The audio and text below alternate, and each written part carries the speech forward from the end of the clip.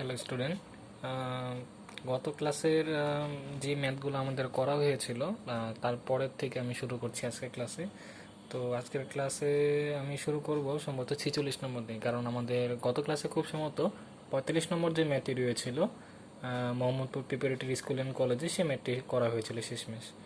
আচ্ছা, 46 নম্বর ম্যাথটি আমি করব না, আসলে এটা আসলে তোমাদের বাড়ি কাজ থাকবে, বা বলতে গেলে এখন থেকে গত ক্লাসে তোমরা একটু হিন্ট পেয়ে গিয়েছো যে কিছু ম্যাথ এখন এরকম আসছে বা কিছু ম্যাথের প্রশ্ন এরকম চলে আসছে যেগুলার অনুরূপ ম্যাথ আমরা এর আগে করে এসেছি। তো ওই ম্যাথগুলো এখন আমার করার আশা করি কোনো দরকার নেই, এটা তোমরা বাসায় করবে, বাড়ি কাজ থাকবে তোমাদের, যাতে তোমাদের প্র্যাকটিস হয়ে যায়। আর যদি এরকম ম্যাথগুলো আমি আবার করাতে থাকি তাহলে একই টাইপের অনেকগুলো ম্যাথ আমি করিয়ে ফেলবো, এতে আমার প্র্যাকটিস হবে, তোমাদের কোনো লাভ হবে না। আর পাশাপাশি দেখা যাবে যে সময়টাও একটু লস হয়ে যাবে। তো 46 নম্বর ম্যাথ যেটি রয়েছে এটি একই রকমের একটি ম্যাথ, যে ম্যাথ আমি তোমাদের আগে করিয়ে এসেছি। প্রশ্নটি ছিল এরকম: 600 কেজি ভরের একটি প্রাইভেট কার 20 মিটার/সেকেন্ড বেগে সরল রেখায় চলতে চলতে 1400 কেজি ভরে একটি স্থির ট্রাকের সাথে ধাক্কা খেয়ে আটকে গেল। গাড়ি দুটি একই পথে চলতে থাকলো। তো এটা অবভিয়াসলি আমাদের কি ভরবেগের সংরক্ষণশীলতার নীতি যেটা রয়েছে সেটা দিয়ে আমাদের করা লাগবে, যেখানে গ নম্বর প্রশ্নে বলা হয়েছিল গাড়ি দুটির মিলিত বেগ নির্ণয় করো। তো এখানে দেখো যে আমাদের প্রথম গাড়ির ভর M1, দ্বিতীয় গাড়ির ভর M2, প্রথম গাড়ির আদি বেগ U1, দ্বিতীয় গাড়ির আদি বেগ U2, সবই দেওয়া আছে। আমাদের শুধুমাত্র মিলিত বেগ বের করা লাগবে, যেখানে সূত্র ব্যবহার করা লাগবে M1U1 plus M2U2 is equal two M1 plus M2 into V।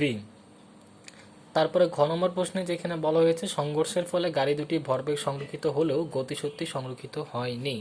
তো আসলে আমার এখানে হিন্ট দেওয়া উচিত না, কারণ এরকম বেশ কয়েকগুলো ম্যাথ আমরা এর আগে করে এসেছি যেখানে আমাদের ভরবেগের সংরক্ষণশীলতা প্রুফ করা লাগছিল, মানে প্রয়োজন ছিল, কিন্তু গতিশক্তি যে সংরক্ষিত হয়নি সেটি আমরা প্রুফ করেছিলাম। তো এই ম্যাথটাতে আমি কোনো হিন্ট দেবো না, এটা হিন্ট ছাড়াই তোমরা বাড়ি কাজ করে আমাকে পাঠাবে।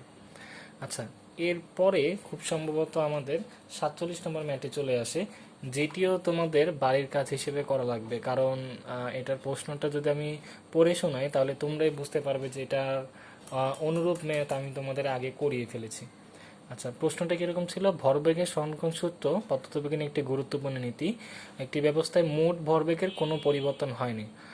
বন্দুকের ছোড়া থেকে আরম্ভ করে পৃথিবী থেকে রকেট মহাকাশে প্রেরণের ক্ষেত্রে এই নীতির প্রয়োগ লক্ষ্য করা যায়।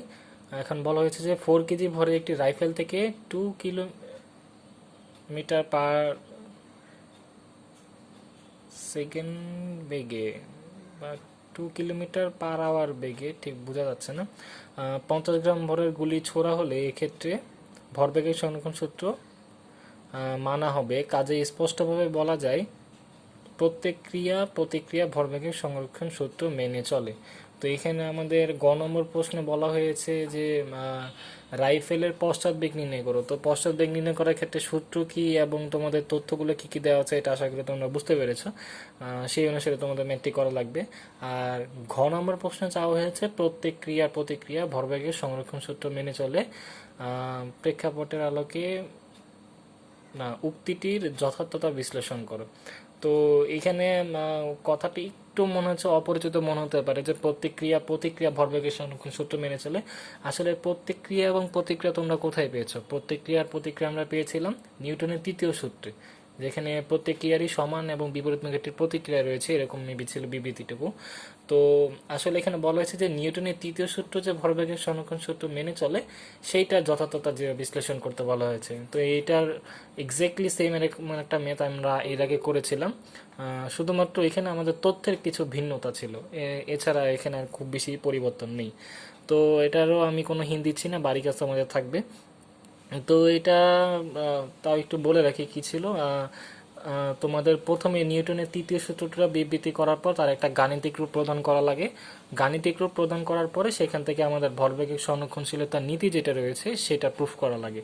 তারপরে উদ্দীপকের যে তথ্য রয়েছে সেই তথ্য অনুসারে ভরবেগের সংরক্ষণশীলতা নীতি সমর্থন করা কিনা সেটা যাচাই করা লাগে। যদি যাচাই হয়ে যায় তাহলে এরপর থেকে আমরা বলতে পারতাম যে নিউটনের তৃতীয় সূত্র ভরবেগের সংরক্ষণশীলতা নীতিকে সমর্থন করে, বা ভরবেগের সংরক্ষণশীলতা নীতিকে সমর্থন করে দেখে প্রেক্ষাপটের তথ্য যেটা রয়েছে সেটা নিউটনের তৃতীয় সূত্রকে সমর্থন করে, এটা বলা যায়। এরপরে যে 48 নম্বর ম্যাথটি রয়েছে এটিও তোমাদের বাড়ির কাজ থাকবে, কারণ কি প্রশ্নটা দেখো কি বলা হয়েছে। 700 কেজি ভরের একটি গতিশীল ট্রাক 20 মিটার/সেকেন্ড বেগে 1300 কেজি ভরের অপর একটি স্থির ট্রাককে ধাক্কা দেয় এবং ট্রাক দুটি মিলিত হয়ে সামনের দিকে চলতে থাকে। বলা হয়েছে ট্রাক দুটি মিলিত নির্ণয় করো। অবভিয়াসলি এটা তোমাদের পারার কথা। ভরবেগের সংরক্ষণ সূত্র কিভাবে নিউটনের তৃতীয় সূত্রকে সমর্থন করে গাণিতিকভাবে বিশ্লেষণ করো। আবার দেখো, একটু আগে আমরা যে 47 নম্বর প্রশ্নটা দেখেছিলাম সেই প্রশ্নেরই অনুরূপ একটা প্রশ্ন, তার মানে কি এটাও তো আমাদের করতে পারার কথা। আচ্ছা, এরপরে আমরা কোথায় চলে যাব? এরপরে আমরা চলে যাব 49 নম্বর ম্যাথে। তো 49 নম্বর ম্যাথটা কি ছিল? 49 নম্বর ম্যাথটা ছিল খুব সম্ভবত দুঃখিত।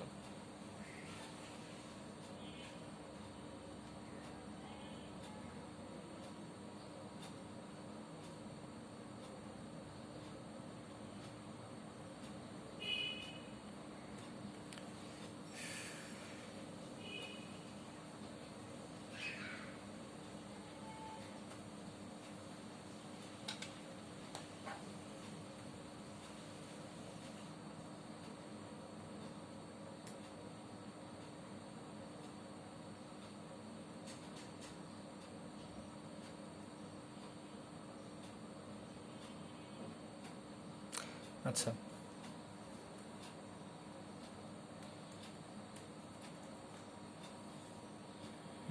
49 নম্বর ম্যাথটি দেওয়া আছে।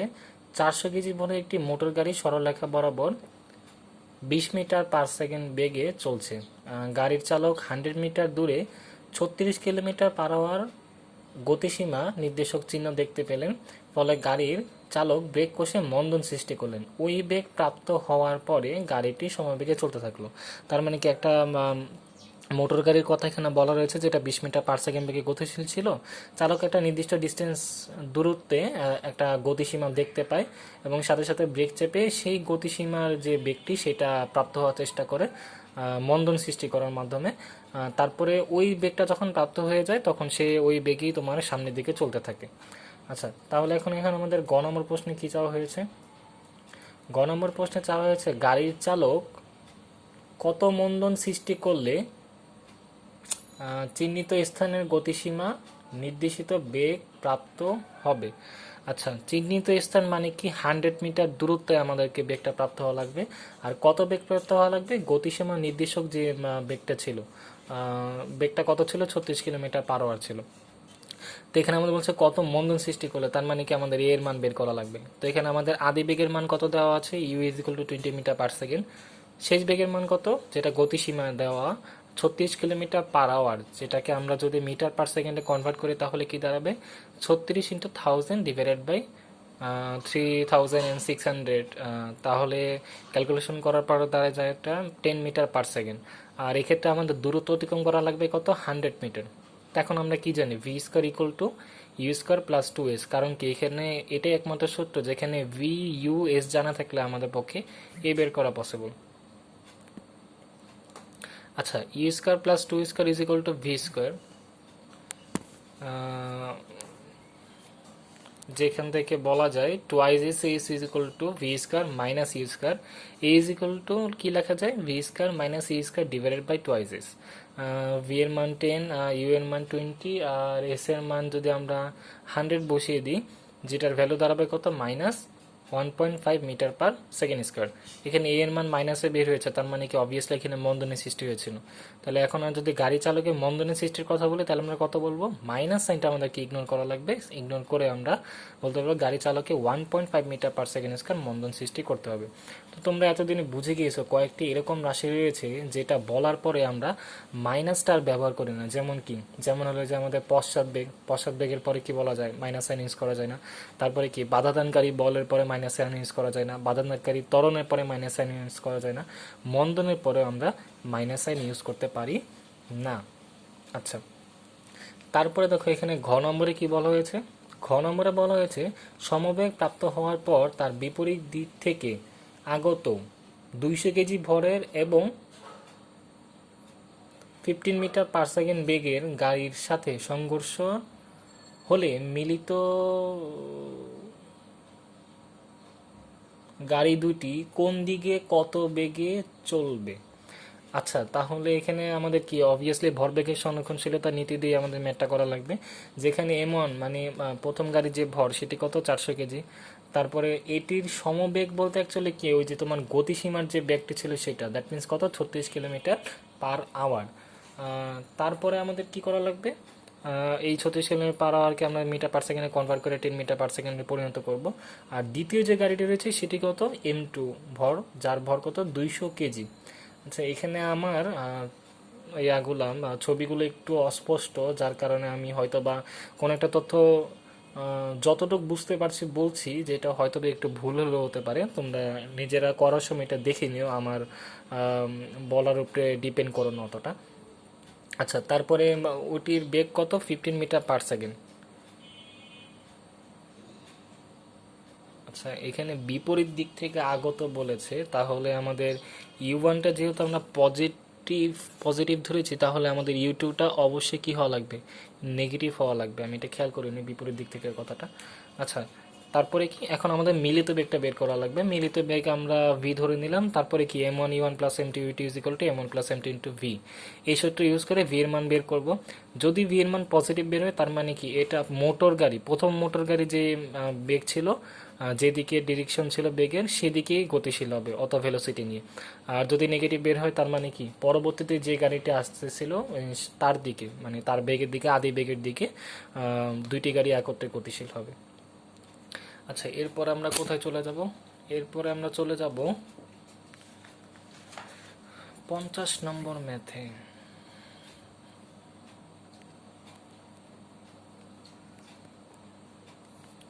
আচ্ছা, 50 নম্বর ম্যাথটিতে কি বলা হয়েছে, যাই বলা হোক না কোনো গ নাম্বারটা আমি এখানে HW লিখে রেখেছি, তার মানে তোমাদের করা লাগবে। দেখে নিই আমরা। আচ্ছা, বলা হয়েছে একটি 5 কেজি ভরের স্থির কোনো বন্দুক হতে, আবার বন্দুকগুলি 600 মিটার পার সেকেন্ড বেগে 20 গ্রাম, 20 না 30, আমি কত লিখেছি এখানে 20 গ্রাম, দেখে তো মনে হচ্ছে 30 গ্রাম। আচ্ছা, যাইটাই হোক, 20 গ্রাম ভরের একটি গুলি ছোড়া হলো। গুলিটি 30 মিটার দূরে অবস্থিত একটি গাছে 1.5 সেন্টিমিটার প্রবেশ করে বেগ অর্ধেক হলো। গাছে প্রবেশের মুহূর্তে গুলির বেগ 500 মিটার পার সেকেন্ডে নেমে আসে। আচ্ছা, গতে চাওয়া হয়েছে বন্দুকের পশ্চাৎ বেগ কত। তো এখানে আমাদের বন্দুকের ভর দেওয়া রয়েছে, তারপরে আমাদের বন্দুক গুলির ভর দেওয়া রয়েছে, গুলির শেষ বেগ দেওয়া রয়েছে, আর আদি বেগ তো দুইটার জন্য, বন্দুক এবং গুলি উভয়ের জন্য কত 0 মিটার পার সেকেন্ড। তাহলে এখানে আমাদের মোটামুটি সব তথ্যই দেওয়া আছে। সূত্র ইউজ করবো কোনটা, MU প্লাস MU, মানে capital MU plus small MU is equal two capital MV plus small MV, যেখান থেকে আমাদের কি বের করা লাগবে, ক্যাপিটাল V এর মান বের করা লাগবে, তার মানে কি বন্দুকের পশ্চাৎ বেগের মান বের করা লাগবে। আচ্ছা, এটা তোমরা করতে পারবে আশা করি। তাহলে আমরা ঘ নম্বরে চলে যাই। ঘতে কি বলা হয়েছে, গাণিতিকভাবে দেখাও যে গুলিটি গাছে 2 সেন্টিমিটারের বেশি প্রবেশ করতে পারবে না। উপস। আচ্ছা, প্রশ্নটা কেমন ছিল। আচ্ছা, যেটাই হোক আর কি, এটা আমি ম্যাথের শেষে আর কি আমাদের একটু চেঞ্জ করা লাগবে, সমস্যা নেই, এটা আমি দেখতে থাকি। আচ্ছা, গুলিটি গাছে 2 সেন্টিমিটার বেশি প্রবেশ করতে পারবে না। তো এই কথাটার আসলে মানেটা কীরকম দাঁড়ায়, যে গুলিটি তো আগেই তোমার কি 1.5 সেন্টিমিটার প্রবেশ করেছিল, যার পরে তার বেগ কি অর্ধেক হয়ে গিয়েছিল। এখন যদি 2 সেন্টিমিটারের কথা বলা হয়েছে, তার মানে কি বেগ অর্ধেক হয়ে যাচ্ছে, তার মানে কি এখানে একটা বাধা দানকারী ত্বরণ কাজ করছে। তাহলে এই বাধা দানকারী ত্বরণের জন্য গুলির বেগ কোনো না কোনো সময় যে তোমার কি হয়ে যাবে, 0 মিটার পার সেকেন্ড হয়ে যাবে। তো আমাদের দেখা লাগবে যে এই যে 0 মিটার পার সেকেন্ড হয়ে যাচ্ছে কত 500 মিটার পার সেকেন্ড থেকে, এই এতটুক সময়ের মধ্যে 500 না সরি 250 মিটার পার সেকেন্ড থেকে এতটুক সময়ের মধ্যে সে আর কতটুকু প্রবেশ করতে পারে, গুলিটা আর কতটুকু প্রবেশ করতে পারে, সেই দূরত্ব এবং এই যে 1.5 সেন্টিমিটার দূরত্ব, এই দুইটার সামেশনটা 2 সেন্টিমিটারের বেশি কিনা এটা আমাদের যাচাই করা লাগবে। তো আমাদের এখানে কি বের করা লাগবে, আমাদের একটা জিনিস তো আমরা বের করেই ফেলেছি, বের করে ফেলেছি, মানে দেওয়াই আছে যে তোমার গুলিটা 1.5 সেন্টিমিটার প্রবেশ করার পরে বেগ অর্ধেক হয়। তার মানে কি প্রথম ক্ষেত্রের জন্য যে আমাদের অতিক্রান্ত দূরত্ব 1.5 সেন্টিমিটার, এর আমাদের জানা আছে। আমাদেরকে দেখা লাগবে যে এই বেগ অর্ধেক হওয়ার পরের থেকে শুরু করে থামার আগ পর্যন্ত আর কতটুকু দূরত্ব অতিক্রম করে। তো এখানে আমাদের অবভিয়াসলি কী লাগবে, বাধাদানকারী ত্বরণের মান লাগবে।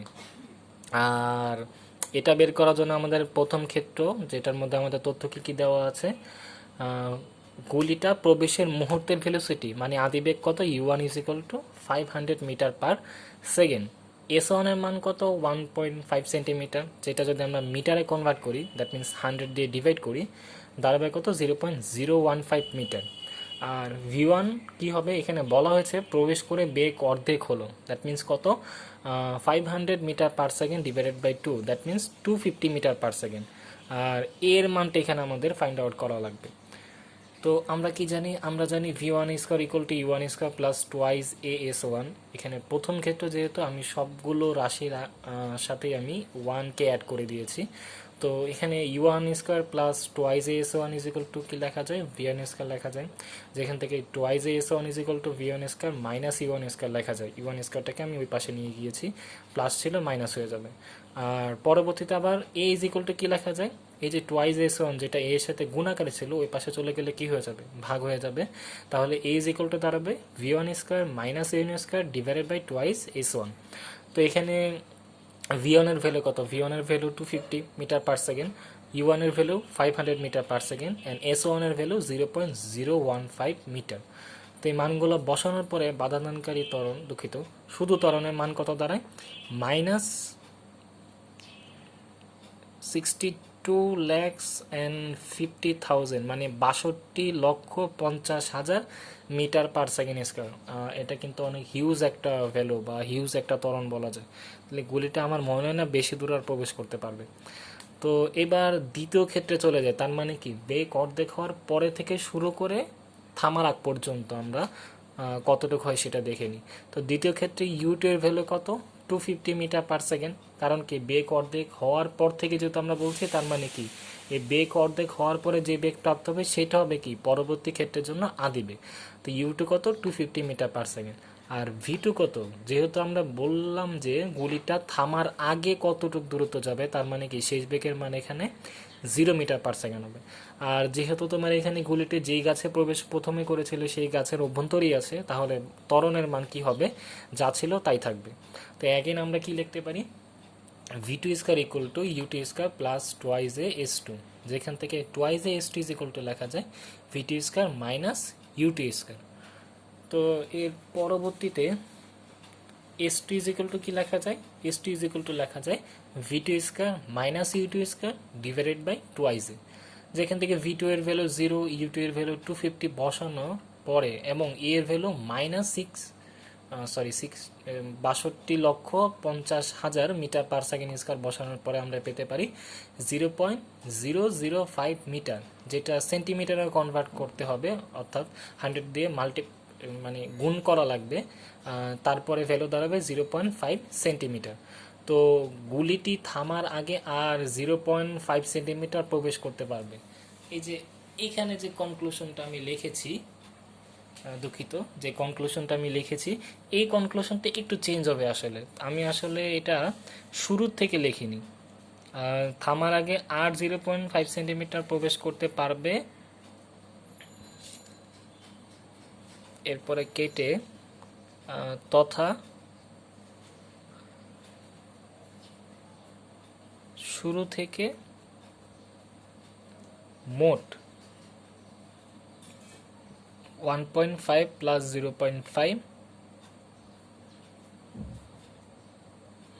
ইজ ইকুয়াল টু 2 সেন্টিমিটার প্রবেশ করতে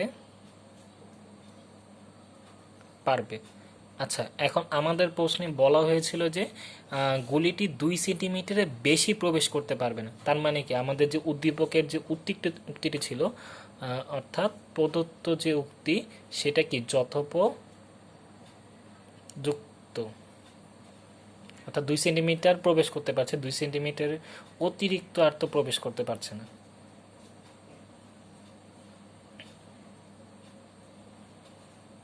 তো ম্যাথ সম্পূর্ণই ঠিক আছে, কনক্লুশনটা আমাদের জাস্ট একটু চেঞ্জ হয়ে যাবে। এটা আমি যখন ছবি তোমাদের দিয়ে দেবো, ছবিতে তো দেখে নেবেই। আর পাশাপাশি আমি যখন ভিডিও তৈরি করছি তখন তো আমি তোমাদের বলে দিলামই, তো এখান থেকে তোমরা ঠিক করে নিতে পারবে।